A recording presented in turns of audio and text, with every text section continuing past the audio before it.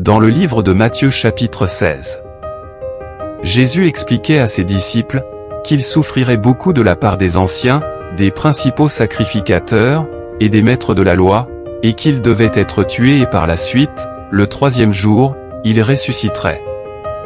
En entendant cela, Pierre le prit à part et se mit à lui faire des reproches. Il lui dit, « Jamais Seigneur cela ne t'arrivera. Cela ne t'arrivera jamais. » Jésus se retourna et dit à Pierre, « Passe derrière moi Satan.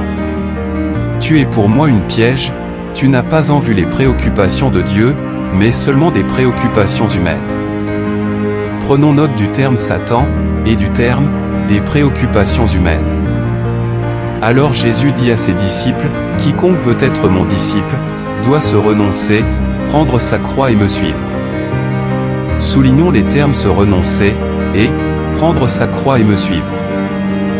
Il dit ensuite, « Car, celui qui voudra sauver sa vie, la perdra, mais celui qui la perdra à cause de moi, la retrouvera. » Prenons note de tout le verset. Puis il ajouta, « Que servira-t-il à un homme de gagner le monde entier, s'il perd son âme? Ou qu'est-ce que quelqu'un peut donner en échange de son âme? Car le Fils de l'homme viendra dans la gloire de son Père avec ses anges, et alors il rendra à chacun selon ce qu'il aura fait. » Maintenant la question la plus importante pour nous est celle-ci, qu'avons-nous fait, ou, que sommes-nous en train de faire?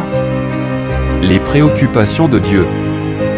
Renoncer nos désirs et suivre sa volonté, ou bien, des préoccupations humaines?